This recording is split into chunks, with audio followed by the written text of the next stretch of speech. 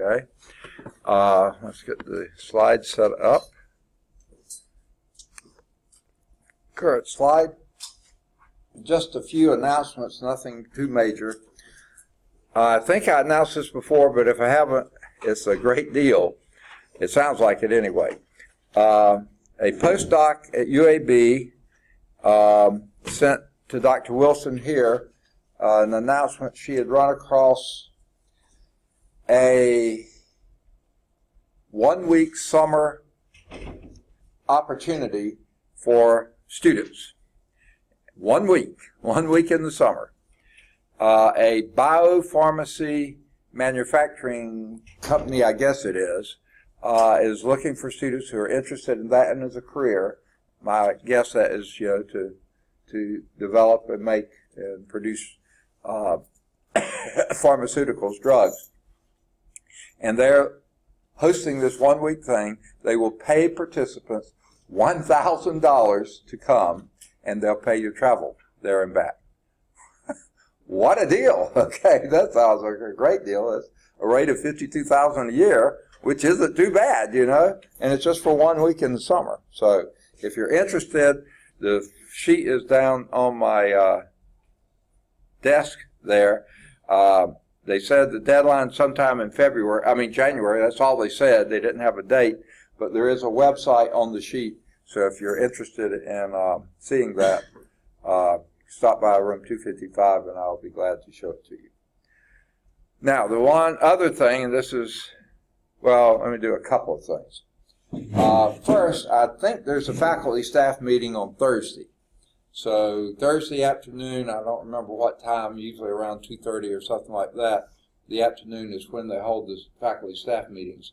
So if you do have a class then, be sure you check with your instructor today and see if you're still meeting.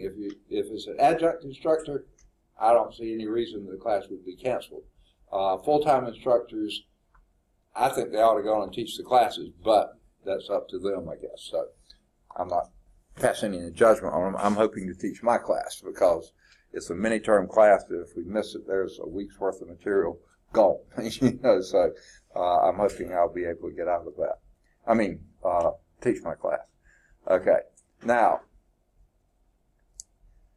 Friday, I'm going to be out of town, so if you were looking to get in touch with me on the Birmingham campus Friday, I won't be there. We've got to go out of town this weekend. Now, sort of a good news, bad news situation. I should wait till Thursday to tell you this, but I'll go and get it said now. The bad news is, not that Karen's here, she's here, that's good news. Okay. The bad news is Monday is a holiday. Veterans Day is a state holiday here in Alabama, so there's no school and that. But the good news is, it doesn't affect us any because we meet on Tuesday and Thursday, so we're okay. Huh? I'm all right. Got it. Thanks. All right. So I'll remind you again of that on Thursday. Okay. Now, the other thing, have any of you noticed there's a little bit of painting going on and other things? Okay. You know what this is about? We have our once a decade, hopefully, no more than that, SACS visit. That's the Southern Association of Colleges and Schools. They're our accrediting agency. We have been preparing for this visit for years, okay, and they are coming to do their on-site inspection next Tuesday, Wednesday, and Thursday, I believe it is, something about there. So, too bad they don't come more frequently. We would have our place looking better all the time. But they are doing a little bit of painting and that. Okay. All right. Yoshi? No. Yeah, okay, he's all right. Sorry. All right. All right. We'll call everybody when they come in. Okay. So, next week, Tuesday, Wednesday, and Thursday, just be prepared if you see some suits, or maybe not suits, coming around touring the campus. My guess, they'll spend most of the time on Birmingham campus, but they may come out here. Probably not likely, but they might. Okay, so they're even painting our doors and stuff, so they must think there's a chance they'll come here. All right. All right, any questions? I don't know of any other major things, but let's move on then.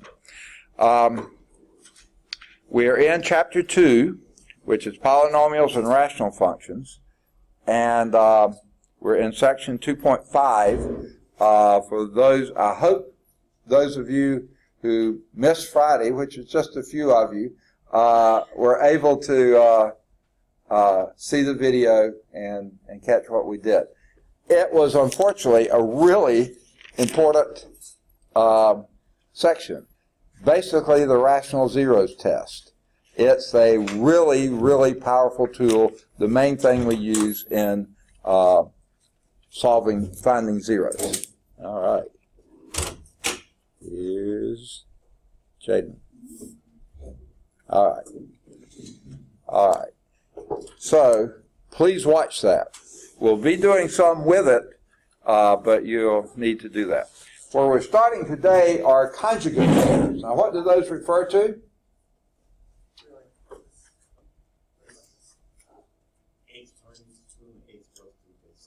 Okay. There are many kinds of conjugates. A plus B times A minus B, those are conjugates. Okay? And, you know, when they multiply together, you get the difference of their squares. And then those difference of squares factor into the conjugate. So we've used them before. We probably didn't call them that.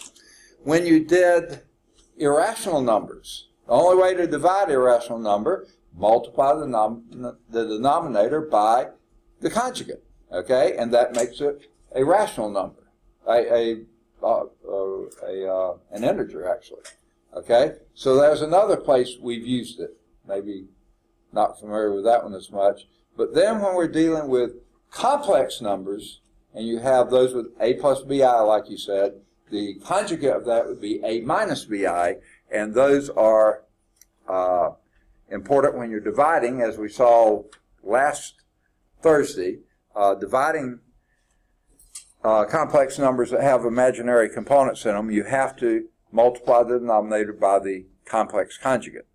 Well, why they're showing up here is that when you have, and let me give you let's go to the slide.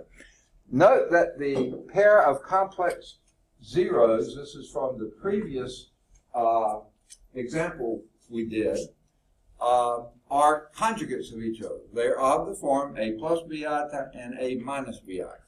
And here's the key. If f is a polynomial function, that's what we're looking at, polynomial functions, and here's the key. If it has real coefficients mean they could be positive, negative, fractions, decimal, rational, irrational, any real coefficient. That's the a's before the terms or the x's at various powers. All those are real. If it has real coefficients, if a plus bi where b is not equal to 0, meaning that is a complex number with an imaginary component, if that's a 0 of the function, you know automatically its conjugate is as well. Okay? Similarly, if a minus bi was a 0 of a polynomial that had only real coefficients, then you knew that a plus bi must be a 0 as well. Okay? Be sure you see that this result is true only when the polynomial function has real coefficients. Now, we're not going to mess with any that don't have real coefficients. Okay? So that's not going to be a big thing for us, but remember it in the future if you ever need that. So, for instance, the result applies to this one. F of x is equal to x squared plus 1. Does anyone know a possible 0 for that?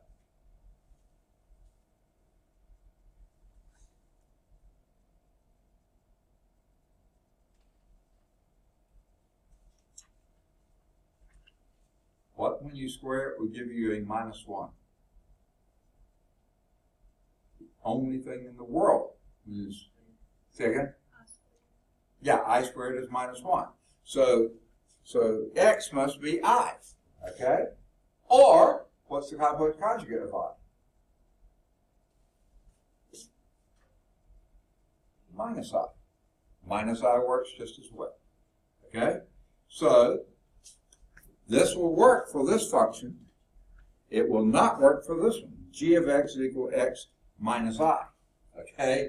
They will not come in conjugate pairs then. This is a linear function. It only has one zero, and that zero is I. Because set that equal to 0.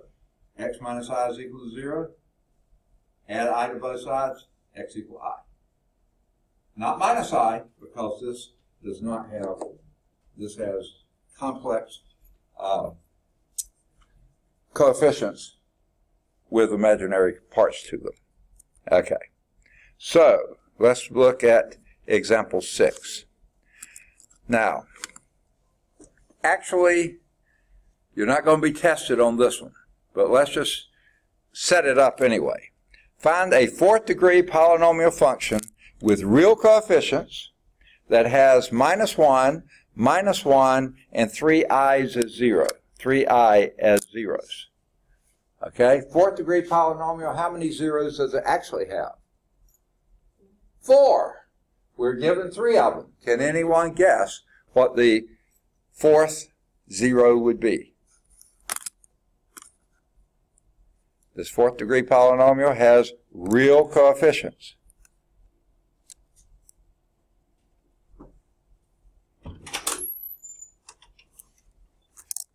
All right.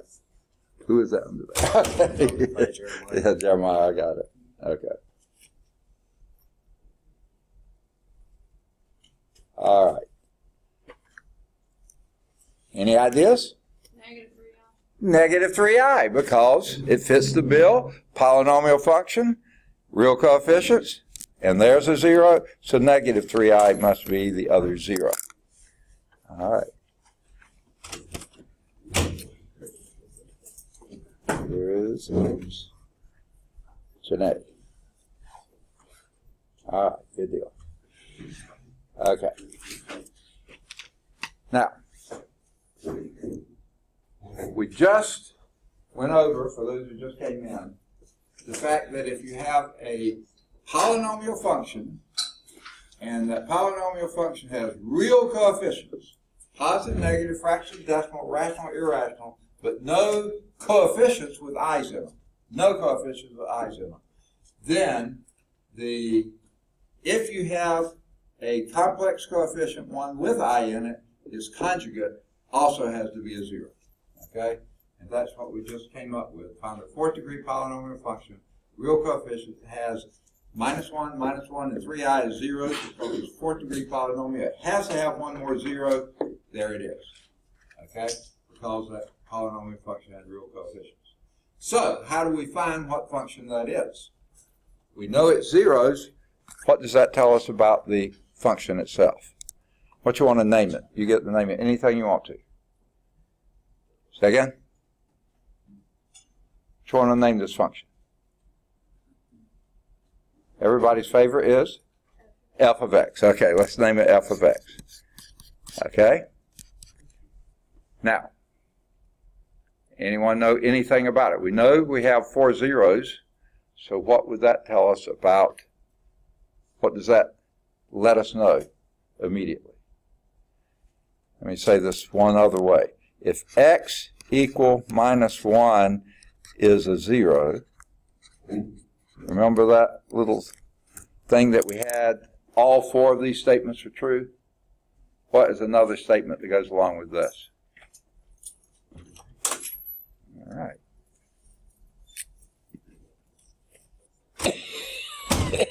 It's Cammy, right? Yes.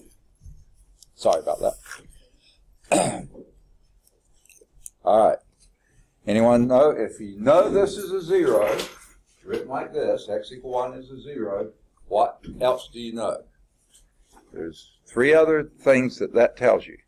One in particular about that function. Say again? X plus 1 is a factor. Okay? So we have x plus 1 as a factor. What's another factor? X plus 1 again. Okay? And what's another factor?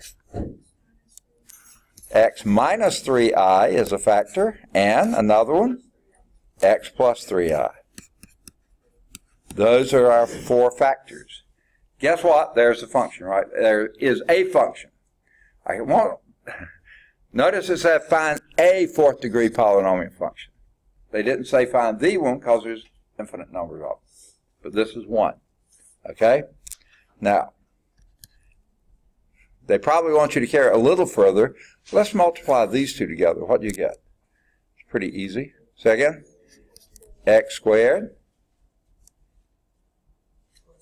plus 2x plus 1. Now, let's multiply these two together. I bet you think that might be hard. It really isn't. What would that be? Say again. Okay. X squared minus 3i squared. Okay, I can't convince it. Oh, oops. And there I put the 3 up there. That's the wrong place for the 3. Okay. X squared minus 3i squared. Okay, now that's sort of an awkward way to write it. Can anyone think of a better way to write that? It's x squared plus 9. Exactly. Because 3 squared is 9. I squared is negative 1. So negative 9, negate that, you get a plus 9. Okay, at this point, that was really the easier parts. Well, this isn't hard, but this is so aggravating. At this point, it's not a FOIL, but it's similar to a FOIL. Multiply each of the terms by each of the other terms, just like multiplication of numbers by hand. If you had 743 times 29, you do 9 times this, 9 times that, 9 times that. So you do multiply every one of the pieces together. Same thing here. So let's multiply these two together. And what do you get? X to the 4th. Now let's multiply these two together. And what does that give you? Plus 2x cubed. And I'm being picky about this. Let's multiply these two together, and you get 9x squared. Okay, we multiplied, well, okay, let's continue. Let's multiply, we got those two done, that done, so let's do these two. 2x times 9 is plus 18x, is that what I heard? Okay, do we have them all yet? No, not quite. I forgot this one. What do those two? Plus x squared. Oh, why did I write it down there? And plus 9. I wrote it down there so it's easier to add. What does that give us? X to the 4th plus 2x cubed plus 10x squared plus 18x plus 9. Okay? There is a function, a 4th degree, exponent 4 max exponent 4, polynomial function, real coefficients, and it has those 4 zeros, those 3 plus the 1 we knew. Now, what's the other thing I was going to say about that? It flew the coop. No, I can't remember. All right, but anyway. Oh, like I said, that's not the only one. Here's another one. Take this thing and multiply it by 2. Multiply it by 0.5. Multiply it by 73. Multiply it by negative 450. All those have those same 4 factors. They just have a numerical factor with them. Okay? And here's Katie. How'd the tournament go the weekend? How'd the tournament go? We got runner-up in conference. You what?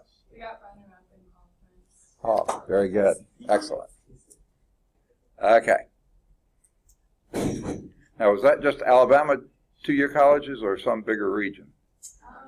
Mostly Alabama, and then there was one team from New York. Wow. Okay. All right. Good deal. Way to go. Now, So there's, like I said, an infinite number of these fourth degree polynomial functions, but they all differ by a constant. Whatever constant you want to multiply that, you still would have these factors plus the number out front. That would be another factor, just not a variable factor. All right. Now, main reason I did that, you're not going to be responsible for it. And here's Raquel. Okay. You're not going to be responsible for the I part, but you will be responsible for something like this. Find the fourth degree polynomial function that has coefficients of that, and maybe 3. And then find the other 0. That won't be quite as easy because aren't guaranteed that 3 has a pair like the other. So if you know the zeros, you know the factors. If you know the factors, you can multiply them together. That gives you the polynomial. Okay? So, now here's the other thing. I can avoid the imaginary part, but still have the same problem if I just said 2 zeros, -1 and -1, and an additional factor of x squared plus 9. That would be the same thing, find the polynomial, and you do the same thing. So there may be problems like that where there may be a imaginary 0, but you're not responsible for dealing with it. You just need to multiply the polynomial. So that's the main reason I did this, is so you see how to multiply big old polynomials bigger than 2 by 2s. All right. Any questions on that? Let's see how they did it. I'm beginning to get a sore throat. I hope this is not going. Okay. Because 3i is a 0, the polynomial is stated to have real coefficients. You know that the conjugate minus 3i must also be a 0, and the 4 zeros are then -1, -1, 3i, and minus 3i. Okay. What do we call these two? -1 and -1. Sounds like we're just repeating ourselves. Isn't that just 1 0? Yeah, technically, -1, but it has a, what's the term for that? Second? Multiplicity of 2, okay? Anytime you have a repeated 0, a repeated root, a repeated factor, that's a multiplicity. Well, how many repetitions you have, okay? So, then using the linear factorization theorem, this is basically what we said. If you know that's a 0, you know that's a factor. If you know that's a 0, that's a factor again. If you know that's a factor, a 0, that's a factor, just like you did perfectly. And they went on and put the a out front. That could represent any constant in the world. So this would be the fourth degree polynomial function because you accounted for the constant. Sorry. They say for simplicity, let's just assume a is 1. That's what we did anyway. We didn't even think about it. We just multiplied the factors. And when you did those, these two multiply very easily to be x squared plus 2x plus 1. And the complex conjugates, this is what makes them so special, they multiply to be no imaginary parts. It gives you x squared plus 9. Okay? Make sense? Okay.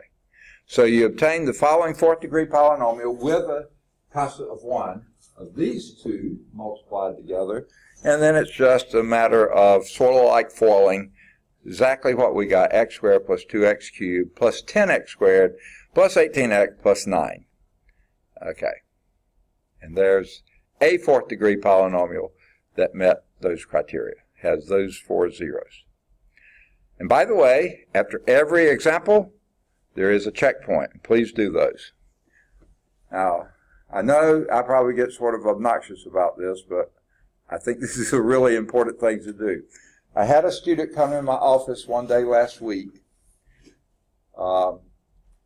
he was my advisee, but I had met him once before at a meeting, and since we interacted at the meeting, he came by for some advice, advising advice.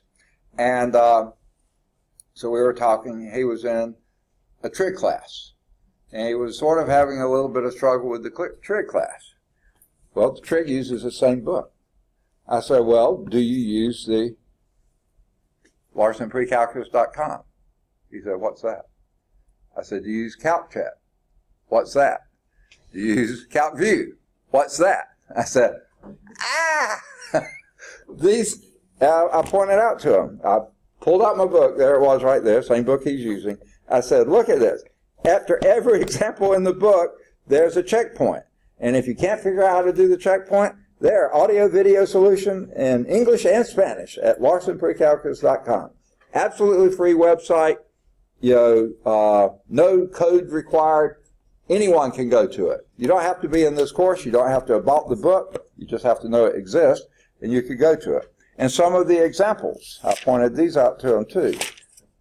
I can't see one right now.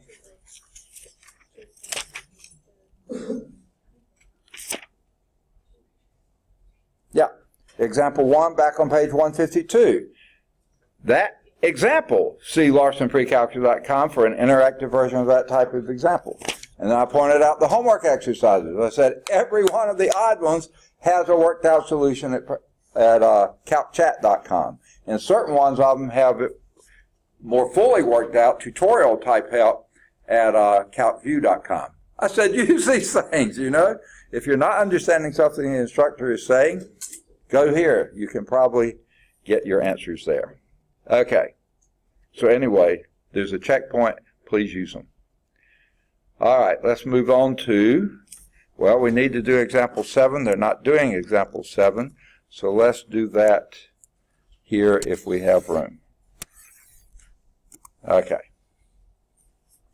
Find a cubic polynomial function f, they named it this time, with real coefficients that has 2 and 1 minus I as zeros. And f of 1 is equal to 3.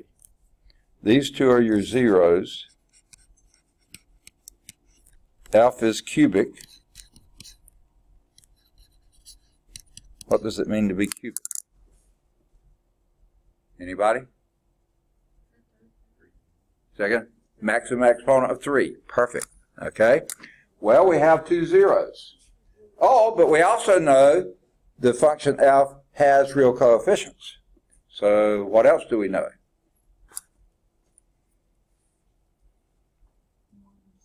One plus I is also a 0. So now we have a cubic polynomial, maximum exponent of 3. We have the 3 zeros. That's all of them.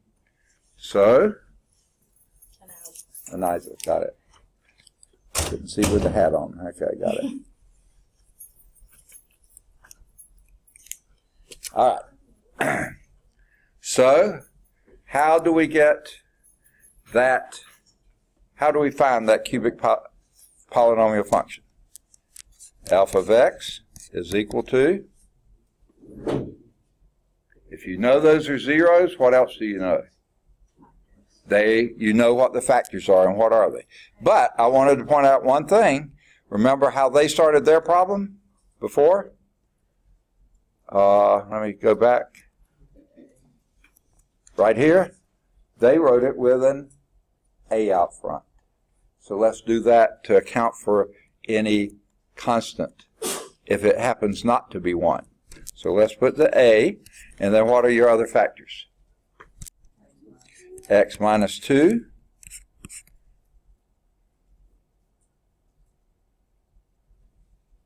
What next?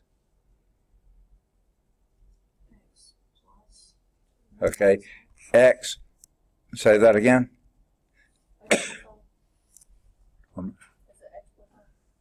No, the 0 is that. It's x minus 1 minus I is 1, and x minus 1 plus I is 1.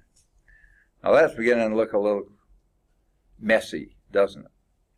Well, they do something in the book that's rather clever. So let's see if we can be clever too. Let's keep the A, and the x minus 2 is a piece of cake. No problem there. Okay? Now, let's distribute those minus signs across the... I'm sorry. Yeah, I must be catching a cold. Sorry. This will be x minus 1 plus I times x minus 1 minus I. Okay? Now, written that way, you can reintroduce some parentheses and do this way. Well, that's x minus I plus or minus, x plus minus 1 plus or minus I. Well, that's a conjugate, right?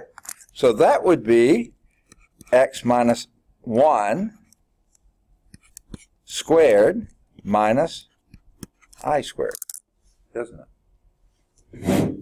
You got x minus 1 here and here, and a plus or minus I. Those are conjugates of each other. So that could be x minus 1 squared minus I squared.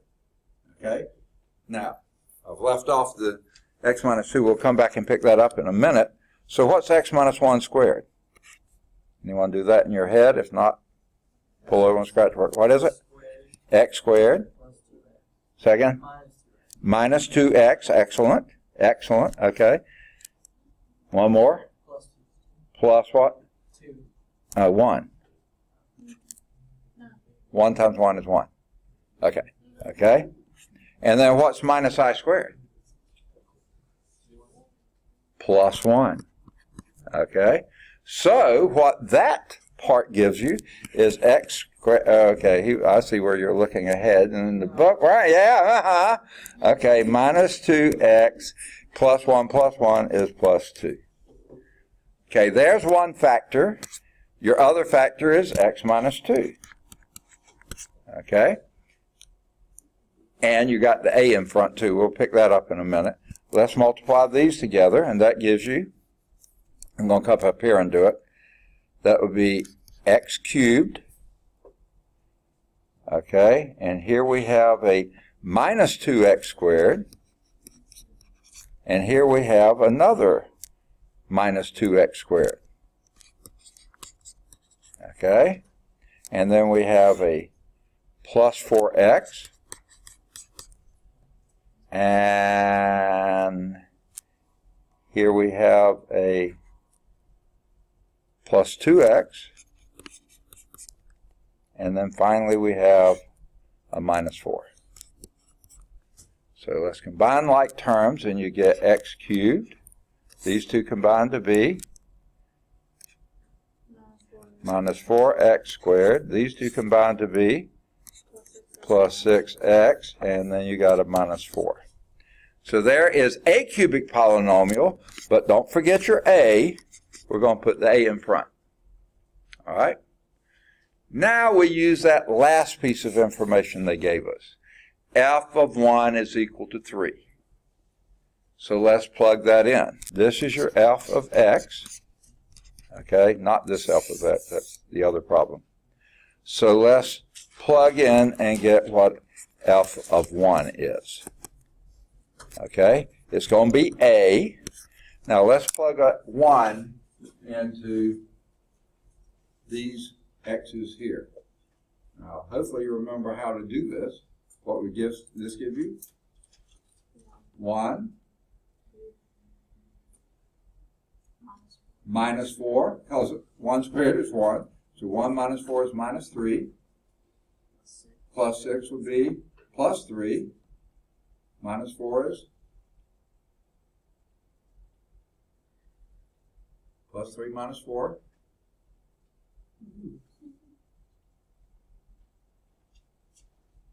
Okay, maybe it'd be easier to do it this way. Let's do the positives first. 1 plus 6 is 7. Minus 4 is minus 8. Negative 1. We got it. So all that in parentheses is, when you plug in a 1, is minus 1. So we get f of 1 is equal to minus a, right? But what do they tell us f of 1 is? Is equal to 3. Now what does that tell you? If minus a is equal to 3, a is equal to negative 3. So now we can write down our function. F of x is equal to negative 3 times this thing here, x cubed. Let me get rid of this because it's in the way. Okay.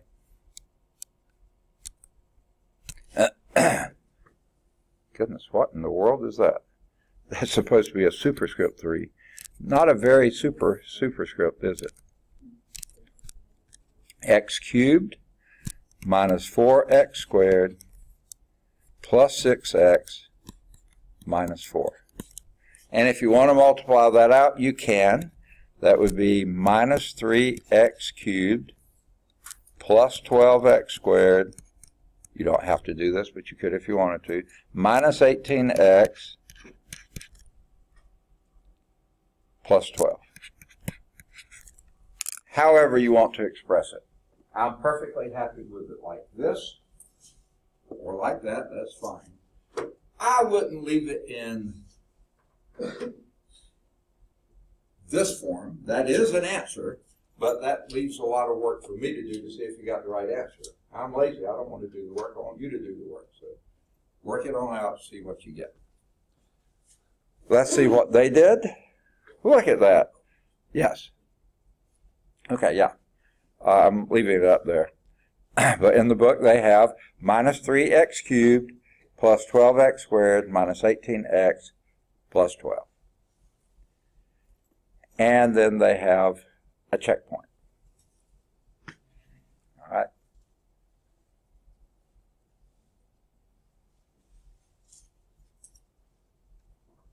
Question? Or, oh, just stretch. Okay. Now, I guess we got most people here while some people are still getting this down. Did everybody here get the quiz? I passed them out last week. Some of you don't have the quiz. Okay. Let me be doing that while some are. Okay. Do you need graph paper? Okay. Anyone else needs the quiz too? Anyone else need quiz too? You do? Did you say?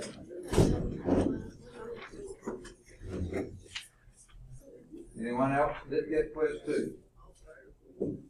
Perfect class. Anyone else did not get quiz too? All of you got quiz too? You did? Okay. Okay, got it. I'm still thinking some people without quiz too, but we'll work that one. Okay. Finish getting this? Finish. Okay, good deal. All right, ready to move on? Okay, notice what we just did. They gave us zeros, which that gave us factors, and then we created a polynomial. So what we're going to do now is they're going to give us a polynomial, we come up with the factorization. Okay? The linear factorization theorem shows that you can write any nth degree polynomial as a product of n linear factors. Now look here, this a sub n, there's no reason to put a sub n on it, but they just say, well, it is a coefficient that's going to wind up being the coefficient of the x to the nth power term. So that's why they put it on there, but it's not necessary really. Okay? But that's going to be some a times x minus c1 times x minus c2 times x minus c3 all the way up to x minus c sub n. That means you have n linear factors. Okay? Now, I don't know if you recall from before, but quite often these weren't given the letter C. They probably use some other letters. One reason they use C now is to remind you that these C's could be complex. They will be complex. They could be whole numbers. They could be fractions, they could be decimal, they could be real numbers, or they could be have imaginary components in them. Okay? So, now, I'll introduce something else here.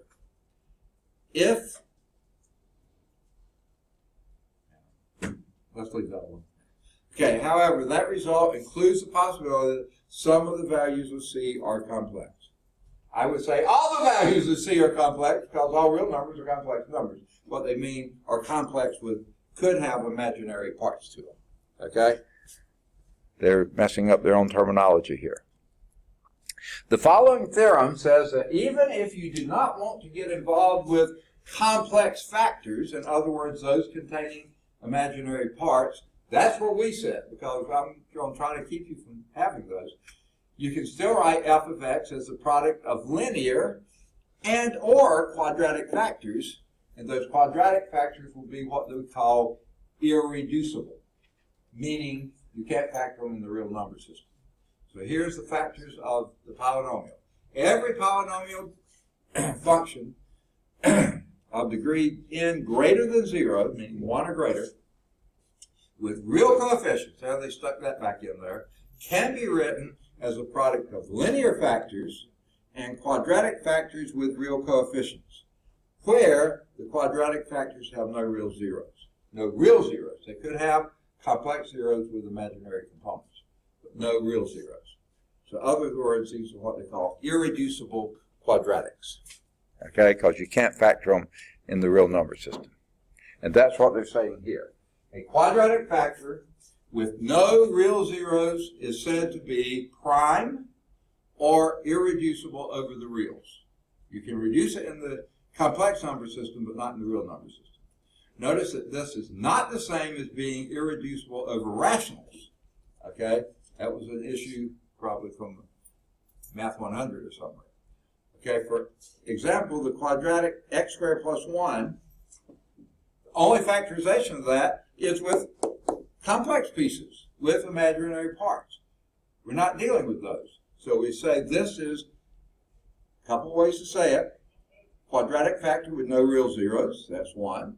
Prime, relatively prime, meaning you can't factor it with real numbers, or irreducible over the real number system.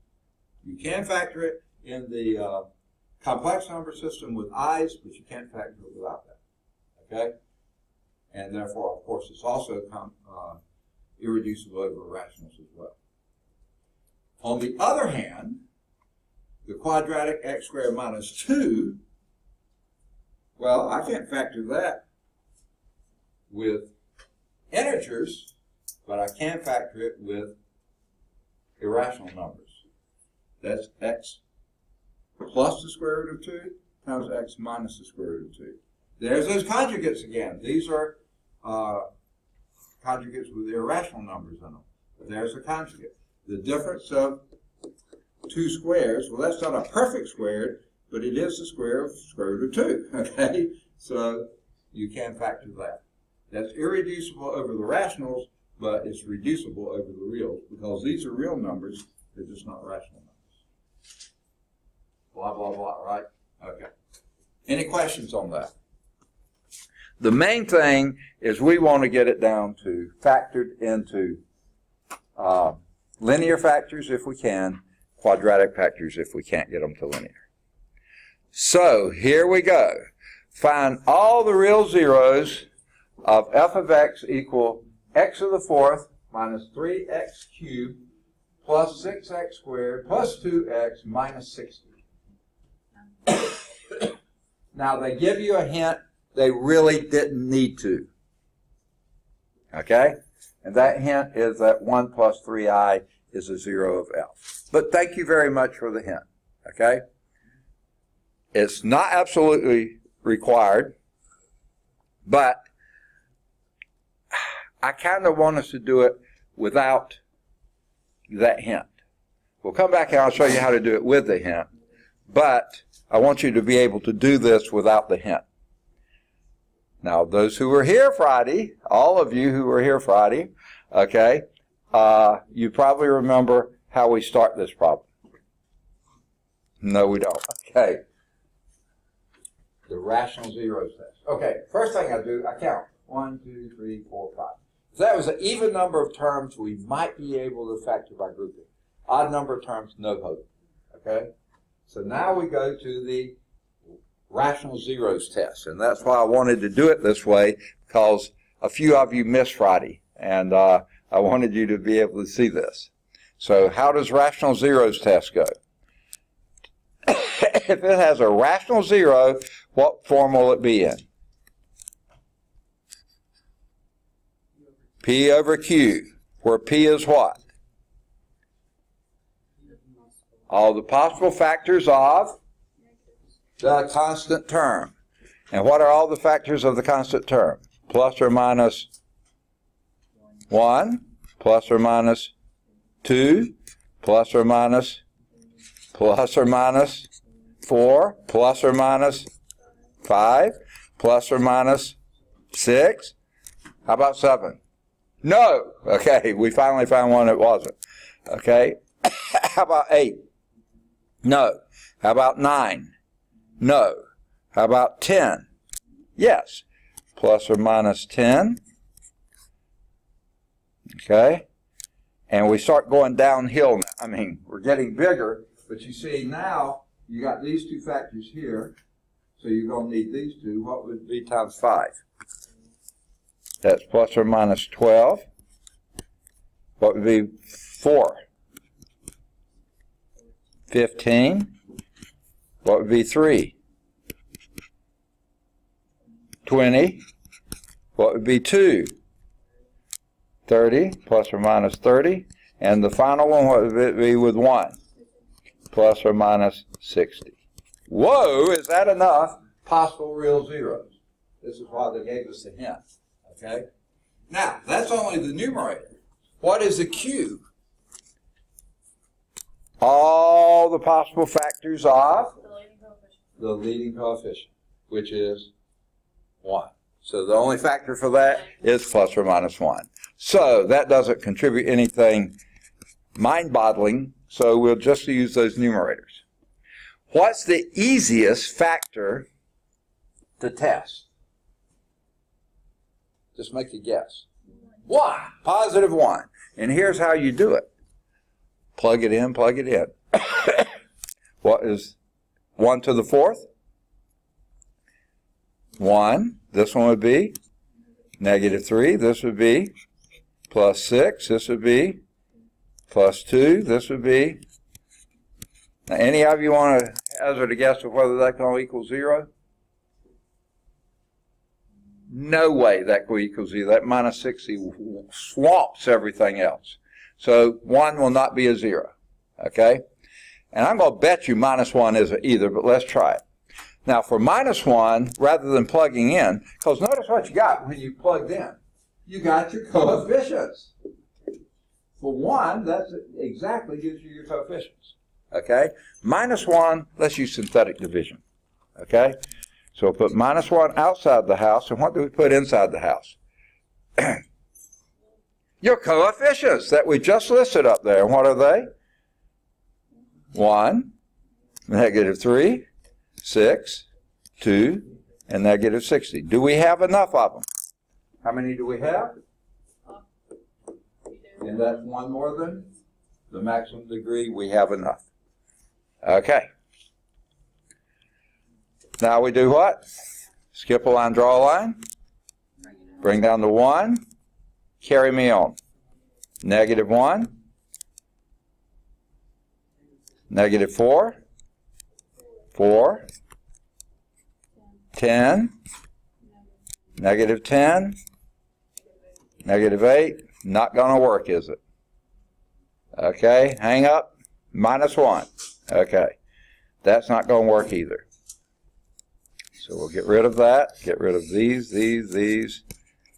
And we'll leave the 1 down there. It's always going to be there. Okay. Now, what you want to go to next? 2. Okay, let's try 2. All right, go for it. 2. Negative 1. Negative 2. 4. 8. 10, not going to make it, is it? Not going to get to positive 60. So let's hang up 2. That's gone. Okay. And by the way, I'm going to start marking out so I don't get this lost. We wiped out plus and minus 1. We wiped out plus 2. Let's go on and do minus 2. What would that be? Help me. Negative 2.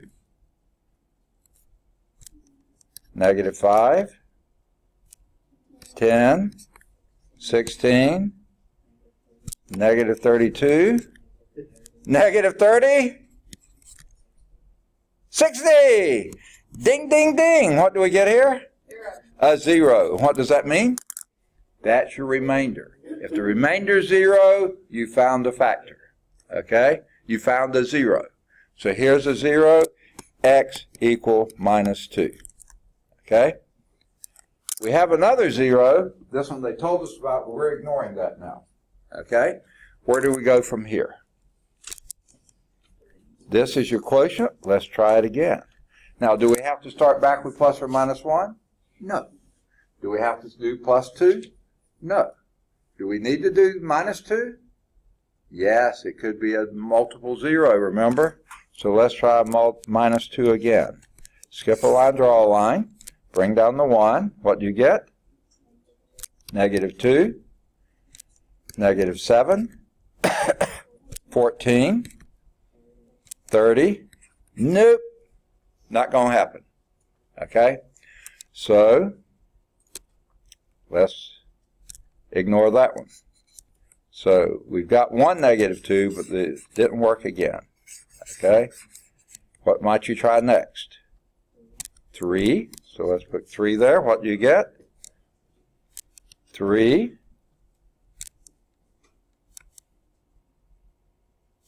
Help me, somebody. Negative 2. Negative 6. Say again. 10. 30. And a 0. Ding, ding, we've got another one. Okay? We've got x equal 3 is a 0. Okay? Now, what do we have here? That's a quadratic. Anytime you get it down to 3 terms, stop your synthetic division. This represents what quadratic? X squared minus 2x plus 10. Okay? Now, they've already told us 1 plus 3i is a 0, and now I'm going to guess this can be factored as, well, that would be, okay. All right. The other 0 here would be what? Someone said it, I think. If 1 plus 3i is a 0, 1 minus 3i is also a 0. Okay? Now, that's how they wanted us to start the problem, with those two, and then they multiply those two together, and that would give them a I'm so sorry. That would give them this. If you had x plus 1 minus 3i times x minus 1 times 1 minus 3, x minus 1 plus 3i, then multiply them together, you'd wind up getting this. Okay? Then what they wanted you to do was take this thing and divide it into that thing using long division. Can't use synthetic division, but you could do that, and then what you get left, that's where they wanted you to do this. I wanted you to go and start from the beginning, just as if they hadn't given you this. What would you do had they not given you this at this point? You first try to factor. Is that factorable? No. So what would you try next? Quadratic formula. Anyone need to review that? Maybe. What's the quadratic formula? X equal minus b plus or minus the square root of b squared minus 4ac, all over 2a. Okay? Now what's your a, b, and c down here? A is equal to 1, b is equal to -2, and c is equal to 10. So let's plug those in. Minus a -2 is 2, plus or minus the square root of, and what's -2 squared? 4. Minus 4 times your a was 1 and your c was 10. Okay? Divide that by 2 times 1 is 2. Okay, so that would be 2 plus or minus the square root of 4. Now, at this point, here's what I do. You don't have to do it this way. Here's what I do. I count my minus signs here. 1. That's all I got. So this sign is going to be minus. If you had 2 minus signs, that makes a plus. 3 minus signs goes back to being a minus. Okay? And then multiply those numbers together. 4 times 10 is 40. All over 2. Okay, I need a little more room to write, so what I think I'll do is reduce my square root sign, because that was taking up way too much room. This will be 2 plus or minus the square root of, and what's 4 minus 40? -36 over 2. And what is -36? It's 6i. Excellent. So it's 2 plus or minus 6i over 2. That would be 1 plus or minus 3i. Look at that. There's our zeros. 1 plus 3i and 1 minus 3i. We didn't need to have that information. We already knew it. Okay? This was extraneous. What they wanted us to do was take this, know that one, multiply those together, get you this polynomial here, and then with that polynomial, divide into that with long division, and then you come up with something you can use synthetic division on. I think this way was actually shorter. Okay?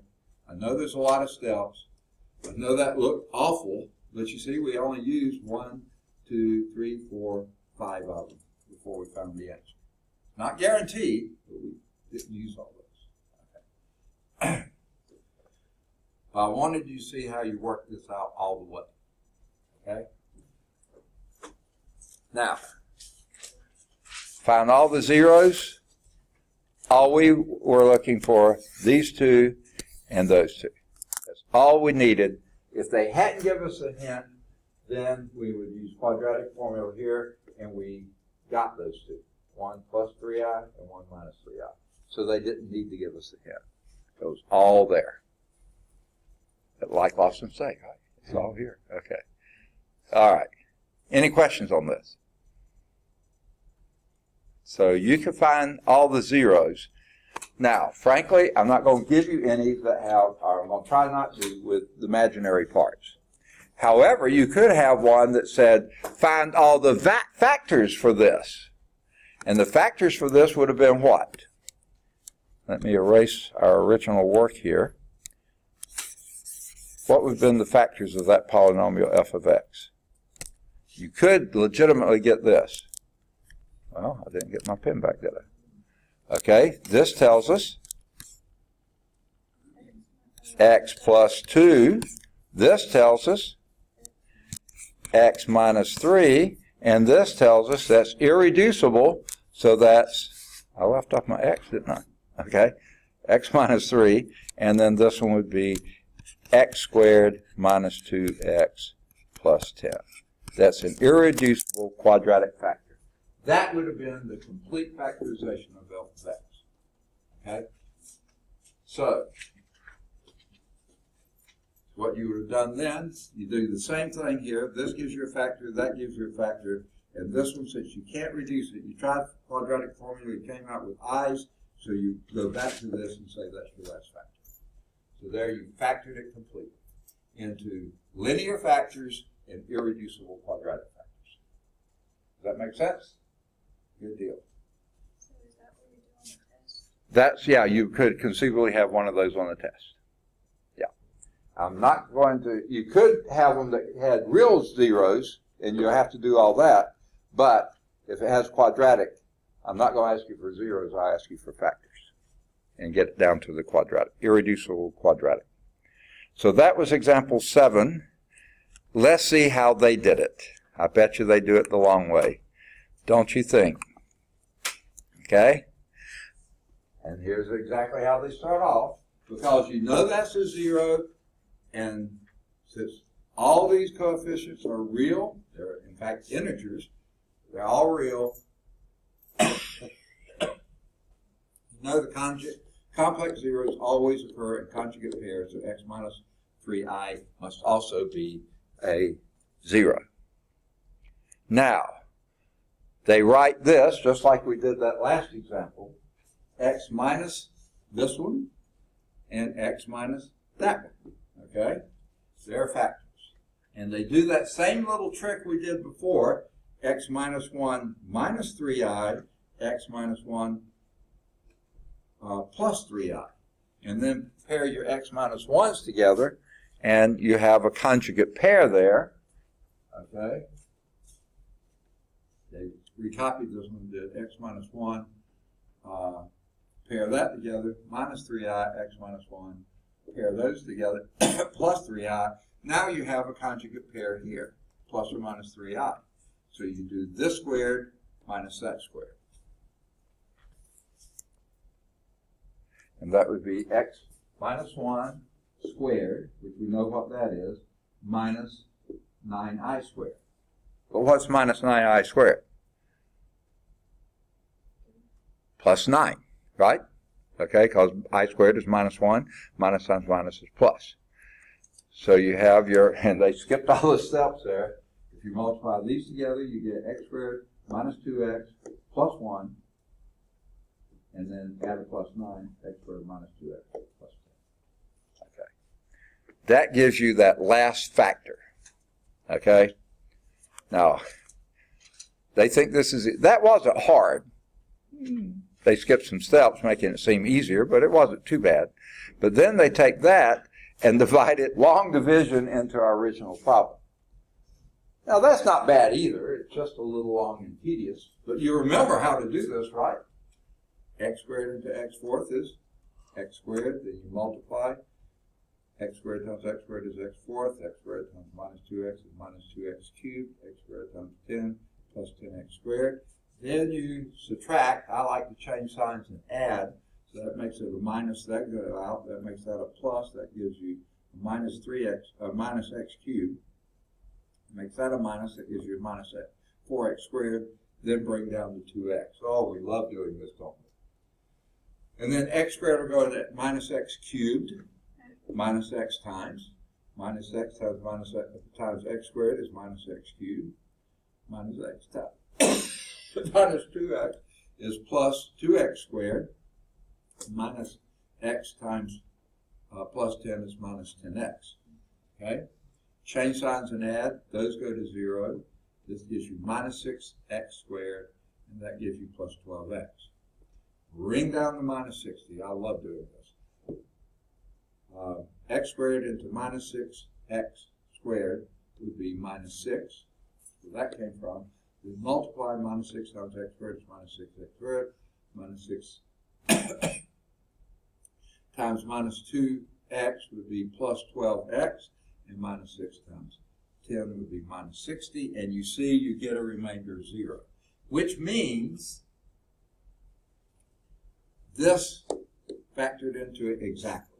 Well, we were told that. If that was a 0, then you knew that was going to wind up being a 0. And then what do you do at this point? What do you do with this? Factor it. How would that factor?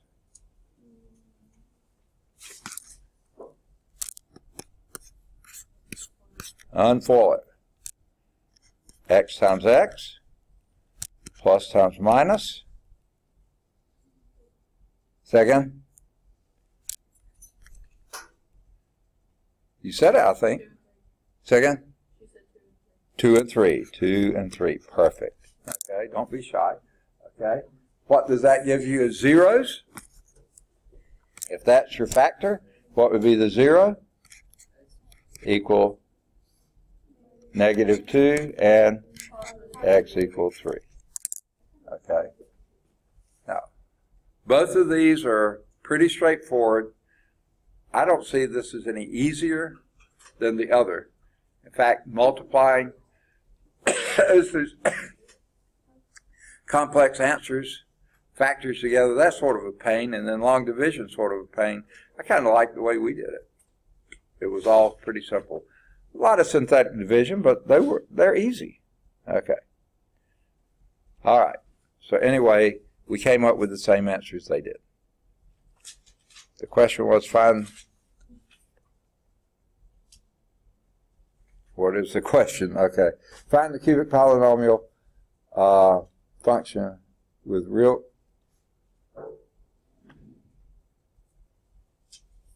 Wait a minute. This is saying it's example 7. This is saying it's 8 in the book.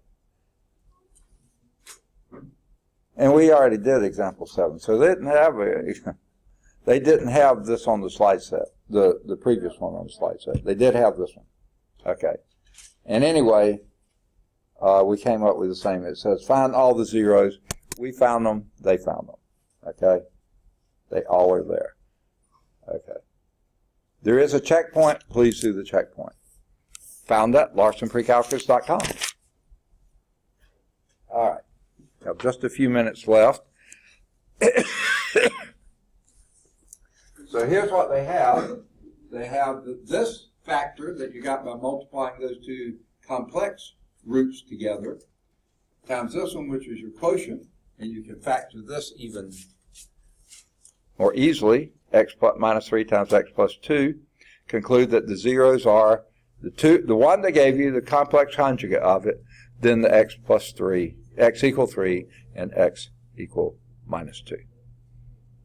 That was our answers. That was their answer. In example 8, without being told that you could still find all the zeros by using synthetic division to find those real zeros. That's what we did. I think that was easier. Then you could factor the polynomial to this. That's what we did. Okay. Finally, using the quadratic formula, you can get this to split down to these two. But guess what? This is as far as I'll have you take it, just because we're going to avoid the i's. Okay. Now, we got a few minutes. Let's look at some other tests for zeros of polynomials. Rational zeros test, a very powerful test. Use it. Okay? Here are some others that are quite helpful. Now, you know that an nth degree polynomial function can have how many real zeros at most? N, okay? It will have n zeros, but some of them could be complex, not just real. Of course, many nth degree polynomials do not have that many real zeros because they have some imaginary pieces of them. And here's their favorite. For instance, this one has no real zeros. Both of its zeros are complex, plus or minus I. Okay? However, this one, we know it has only one real zero. Now, how do we know that? Well, you can plug in a -1 here, and see that will give you a 0. And you could do synthetic division from there, and you don't get any others. In fact, you knew that because you can factor this. This factors as x plus 1 times x squared minus x plus 1. You remember how to factor cubics, right? Sum or difference of two perfect cubes? Of course we do. Yes. Okay. Let's go over that quickly. We don't have much time, so let's do it. To factor this, x cubed plus 1, you always, the first factor is a binomial, x plus 1, the cube root of both of those. These are two perfect cubes. Okay? The second factor of that, I don't even look at the original. I'll look at that first factor. Square the first, x squared. Now here's opposite the product of the two. The product of those two would be x, but the opposite of that would be minus x, and then square the last. Okay? Now, whenever you do that, this is going to be a factor, so x equal minus 1 is a 0. This one is an irreducible factor. Only has complex. Okay? So, we saw that this one has no real zeros, 2 complex zeros. This one has 1 real 0 and 2 complex zeros. Okay? Now, are we running out of time? Okay. We've led up to this. This is where we'll start next time. So hang on to that thought. Or did you need that back? Okay, sorry. Hang on to the thought because we'll start with the Cart's rule of signs next time. A very powerful, handy, easy to use tool. Not nearly as complicated as rational zeros. Okay. Again, I want to ask everyone, did everyone get a copy of the last quiz? Quiz number 2. Yes? Okay, good. You need? Yes, I looked for it in my bag. I thought I had it. Oh, okay.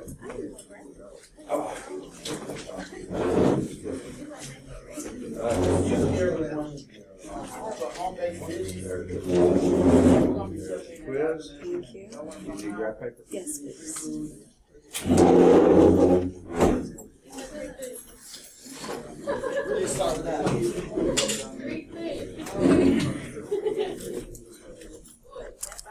Oh, did you get all you needed?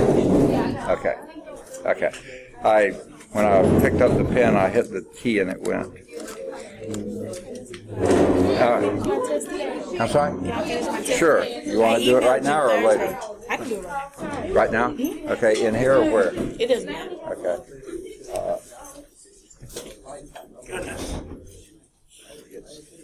The old knees get stiff. Oh, that's the point. What's that? Any extra graph paper? I don't know. Yeah, maybe I do. For you. Want to do some? Yeah, just thank you. All right. That's why.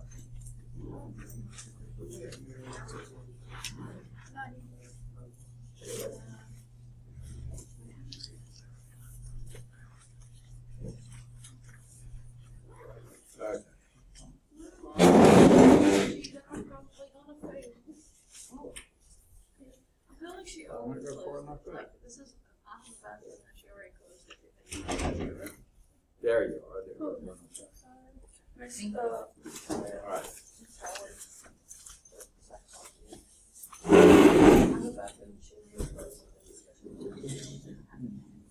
So you won't be panicking or anything. This is as low as you go. You'll all go up. Thank you. All right. Let me end this.